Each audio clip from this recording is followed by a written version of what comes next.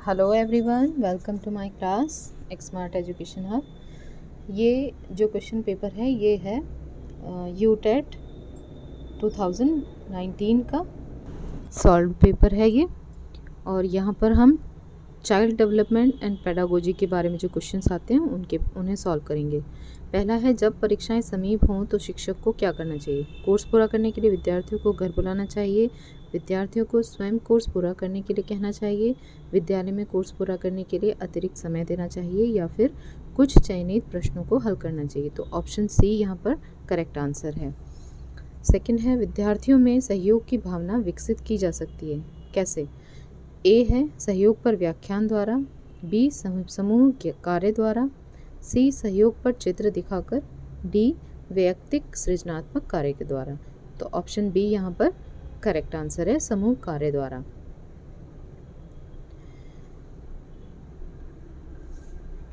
Third है, किस प्रकार के प्रश्नों के आधार पर एक शिक्षक को विद्यार्थी के प्रदर्शन कार्य को मूल्यांकित करना चाहिए।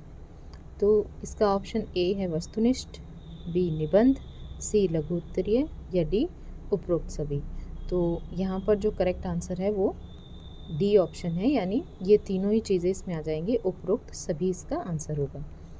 फोर्थ है, जैसे बच्चे सहयोग करना सीखते हैं वो विकसित करते हैं, क्या विकसित करेंगे। सहकारिता, टीम भावना, सामाजिक अभिवृत्ति, या उपरोक्त सभी।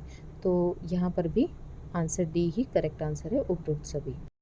जब कोई विद्यार्थी किसी प्रश्न का उत्तर गलत देता है तो शिक्षक को विद्यार्थी को गलत उत्तर देने के लिए दंड देना चाहिए, उत्तर में जो गलती है उसे सुधार कर विद्यार्थी को बता देना चाहिए, उत्तर को विद्यार्थियों की सहायता से सही करना चाहिए, या डी उस प्रश्न को छोड़ देना चाहिए और आगे के प्रश्न की ओर बढ़ना चाहिए। तो आंसर सी यहाँ पर करेक्ट आंसर है। सिक्स्थ ऑप्शन, सीखने के रूप में आकलन सहायता करता है। बच्चों के बीच सीखने के लिए सीखने के कौशल का निर्माण, लेबलिंग के बिना रिपोर्टिंग या बच्चों की तुलना, शिक्षक को शिक्षण अधिगम को संशोधित करने व समीक्षा करने में मदद करता है, या डी सीखने के अंतर को जानने में मदद करता है। तो आंसर ए यहाँ पर करेक्ट आंसर है। ये पहले से लगे हुए टिक हैं तो मैं इसे सही आंसर करके आपको बताती रहूँगी। बच्चों की शिक्षण अधिगम और आकलन तकनीकें सम्मिलित करती हैं बच्चों के विचारों की खोज, दैनिक जीवन के अनुभव, वर्तमान समझ का आकलन करने हेतु वर्कशीट।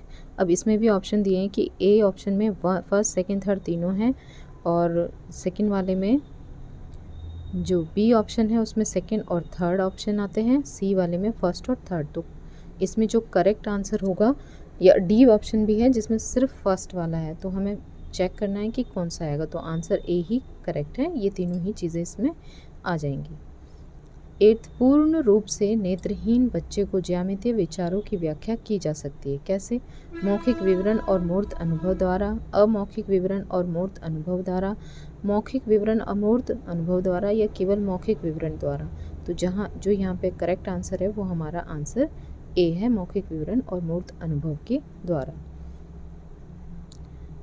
9th है, विशेष आवश्यकता वाले बच्चे का आकलन करते समय शिक्षक को क्या करना चाहिए। पहला ए, बच्चों के बीच तुलना करनी चाहिए, बच्चों को धीमा, खराब, बुद्धिमान आदि लेबल करना चाहिए, सीखने पर ध्यान केंद्रित करना चाहिए ना कि अंकों पर, और डी साप्ताहिक परीक्षण का अभ्यास करना चाहिए।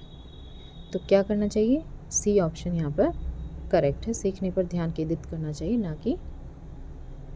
10th है, पियाजे के अनुसार बच्चे वस्तुओं के मानसिक निरूपण पर संक्रियाओं को निष्पादित करने के लिए के योग्यता विकास की किस अवस्था में विकसित करते हैं। ए औपचारिक संक्रियात्मक, मूर्त संक्रियात्मक, संवेदी प्रेरक, और डी पूर्व संक्रियात्मक। तो यहाँ पे आंसर बी जो है वो करेक्ट आंसर है, मूर्त संक्रियात्मक। फिर निम्नलिखित में से कौन से कथन अधिगम अक्षम बच्चों के संदर्भ में सही हैं। इनमें अवधान से जुड़े विकार होते हैं, इनमें पेशीय समन्वय तथा हस्त निपुणता अपेक्षाकृत उच्च कोटि की होती है, ये बच्चे मौखिक अनुदेशों को समझने और अनुसरण करने में असफल होते हैं। इसमें भी ऑप्शन बनाए हैं, ए में आएगा फर्स्ट और सेकंड वाला, बी सेकंड और थर्ड, सी फर्स्ट और थर्ड, और डी केवल फर्स्ट। तो इसमें जो करेक्ट हमें लग रहा है आंसर, तो वो हम देख लेंगे कि कौन सा करेक्ट है। आंसर सी इसमें करेक्ट है, यानी फर्स्ट और थर्ड दोनों लाइनें इसमें करेक्ट हैं। 12 है, इंद्रधनुष के रंगों को विबग्योर की तरह याद किया जाता है। ये स्मृति को बढ़ाने की कौन सी टेक्निक है? तो ए है मुख्य शब्द विधि, बी स्थान विधि, खंडियन विधि और डी प्रथम अक्षर तकनीक। तो इसमें कौन सी टेक्निक आती है? तो आंसर डी है प्रथम अक्षर तकनीक, ये इसका करेक्ट आंसर है। ठीक है। 13 है पर्यावरण को समझने, सविवेक चिंतन और किसी चुनौती का सामना होने पर उपलब्ध संसाधनों का प्रभावी ढंग से उपयोग करने की व्यापक क्षमता है। तो इसमें आंसर है इसमें ए अभिक्षमता, रुचि, बुद्धि और व्यक्तित्व। तो इसका राइट आंसर सी ऑप्शन है बुद्धि। 14 है किसी व्यक्ति का नैसर्गिक या स्वाभाविक दशा में घटित होने वाली तात्क्षणिक व्यवहारपरक घटनाओं का व्यवस्थित, संगठित तथा वस्तुनिष्ठ ढंग से अभिलेख किस वैज्ञानिक विधि में तैयार किया जाता है? तो पहला है प्रेक्षण, दूसरा आत्म प्रतिवेदन, व्यक्ति अध्ययन और साक्षात्कार। तो इसमें कौन सा राइट आंसर है? ए हमारा करेक्ट आंसर है प्रेक्षण। 15 है किस प्रकार की अधिगम प्रक्रिया में सामान्यतः प्रयोज्य निष्क्रिय होता है? तो ए आएगा शास्त्रीय अनुबंधन, बी क्रिया प्रसूत अनुबंधन, सी संज्ञानात्मक अनुबंधन और डी साधनात्मक अनुबंधन। तो इसमें भी करेक्ट आंसर है ए शास्त्रीय अनुबंधन। 16 किस प्रकार की स्मृति को असक्रिय स्मृति भी कहा जाता है? ए संवेदी स्मृति, लघुकालीन स्मृति, दीर्घकालीन स्मृति या संचयन। तो इसमें जो करेक्ट आंसर है वो हमारा सी ऑप्शन है दीर्घकालीन स्मृति। उपलब्धि की आवश्यकता है जन्मजात अभिप्रेरक, जैविक अभिप्रेरक, अर्जित अभिप्रेरक और सुरक्षा अभिप्रेरक। तो इसमें करेक्ट आंसर है हमारा सी ऑप्शन यानी अर्जित अभिप्रेरक। 18 निम्नलिखित में से कौन सा कथन लघुकालीन स्मृति के संदर्भ में सही है? इसकी संचयन शक्ति सीमित होती है, इसकी संचयन शक्ति असीमित होती है, इसकी अधिकतम अवधि 20 से 30 सेकंड होती है और फोर्थ इसमें भी ऑप्शन चूज करने हैं। ए में केवल 1, बी में 1 और 2, सी में 1 2 3 और डी में 1 और 3। तो हमें ध्यान रखना है कि इसमें सही करेक्ट कौन सी लाइनें बैठ रही हैं, उसी में हम करेक्ट आंसर को टिक करेंगे। तो यहाँ पर हमारा डी ऑप्शन करेक्ट है यानी फर्स्ट और 3 ये सही है।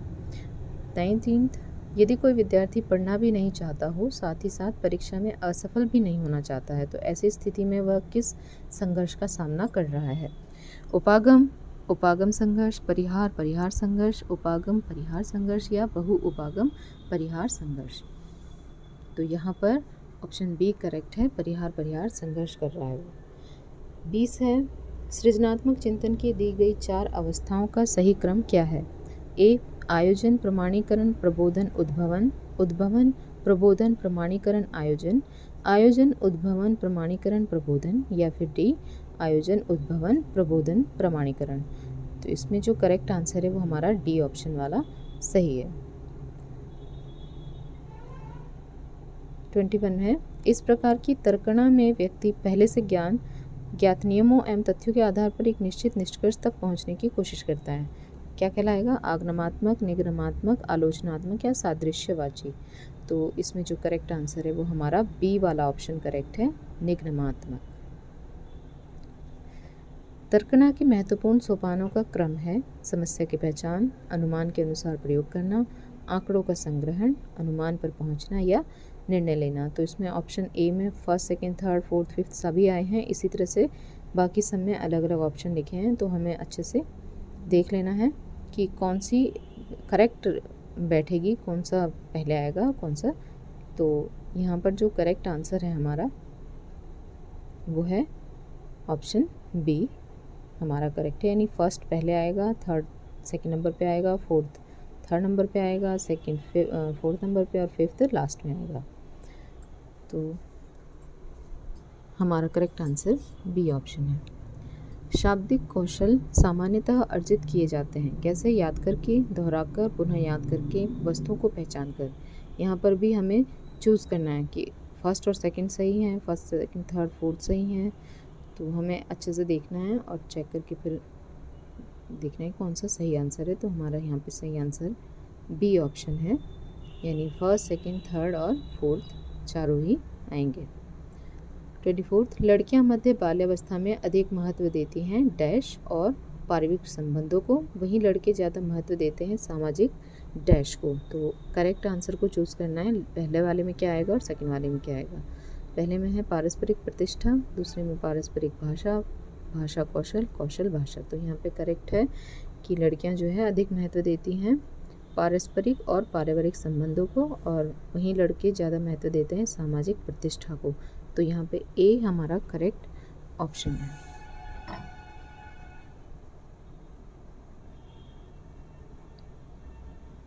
ठीक है, फिर 25 पर आते हैं। सकारात्मक संवेगों को इन तरीकों से बढ़ाया जा सकता है। पहला, तनाव मुक्त करने वाले व्यायाम जैसे ध्यान और योग से। दूसरा, प्रतिदिन की गतिविधियों में प्रसन्नता और संतोष की खोज करना, ऐसी गतिविधियों को करना जो आप करना पसंद नहीं करते हैं। तो इनमें भी तीनों लाइनों में से हमें चूज़ करनी है कौन सी करेक्ट बैठती हैं क्वेश्चन के अकॉर्डिंग। ए में फर्स्ट सेकंड थर्ड, बी में सेकंड और थर्ड, सी में फर्स्ट और सेकंड। तो हमारा करेक्ट आंसर यहाँ पर सी है, फर्स्ट और सेकंड दोनों। 26, विद्यालय में नामांकन के पश्चात विद्यालय जाना छोड़ देने वाले बच्चों के अनुपात को कहते हैं ड्रॉप आउट रेट, ठहराव, अपव्यय और धारण। तो यहाँ पे करेक्ट आंसर कौन सा है हमारा, ए ऑप्शन ही हमारा करेक्ट ऑप्शन है, ड्रॉप आउट रेट। ठीक है, 27 पे आते हैं। स्नेलन चार्ट का संबंध है किससे? दृष्टिबाधिता से, श्रवण बाधिता से, अधिगम अक्षमता से या शारीरिक अक्षमता से। तो यहाँ पर हमें जो राइट आंसर है वो ए है, दृष्टिबाधिता से स्नेलन चार्ट का संबंध होता है। विशेष आवश्यकता वाले बच्चों के शिक्षण हेतु मल्टी सेंसरी अप्रोच का प्रयोग किया जाना चाहिए। मल्टी सेंसरी अप्रोच से तात्पर्य है दृश्य, श्रवण, गंध, स्पर्श। इसमें से कौन सा है? बी ऑप्शन है, दृश्य, श्रवण, वेस्टिबुलर, क्यूटेनियस। सी में क्यूटेनियस, दृश्य, स्पर्श, वेस्टिबुलर, और डी श्रवण, स्पर्श, क्यूटेनियस और वेस्टिबुलर। तो यहाँ पर राइट आंसर जो है वो हमारा दृश्य, श्रवण, गंध और स्पर्श है, यानी ए ऑप्शन यहाँ पर करेक्ट आंसर है। राष्ट्रीय शिक्षा नीति 2019 की ड्राफ्ट प्रारूप निम्नलिखित में से किसकी अनुशंसा करता है? शिक्षा क्रम व शिक्षण शास्त्र रटने के बजाय बच्चों को सिखा कैसे जाए, यह सिखाने में सक्षम बने, या फिर 19वीं सदी के लिए जरूरी कौशल, ज्ञान व मूल्य विकसित किए जाएं। उच्च माध्यमिक कक्षाओं में बच्चों को मातृभाषा में पढ़ाया जाए। डी आकलन बच्चे के सीखने व विकास में मदद करने वाला हो तथा रटने पर जोर देने वाला हो। तो इसमें से करेक्ट ऑप्शन कौन सा है जो 2019 में आया था? वो है ऑप्शन ए 30। निम्नलिखित में से कौन सा कथन सत्य है? मार्गदर्शन का अर्थ है विद्यार्थियों को निर्देश देना। मार्गदर्शन व्यक्तिगत एवं सामूहिक दोनों रूपों में दिया जा सकता है। परामर्श केवल सामूहिक रूप में दिया जा सकता है, या फिर मार्गदर्शन कमज़ोर विद्यार्थियों को दिया जाता है। तो यहाँ पर हमें देखना है आंसर बी हमारा करेक्ट आंसर है, मार्गदर्शन व्यक्तिगत एवं सामूहिक दोनों रूपों में दिया जा सकता है। सीटेट के लिए भी ये इम्पॉर्टेंट है, क्वेश्चंस देख लीजिए, और अगर कोई क्वेरी हो तो मुझसे कमेंट में पूछ सकते हैं।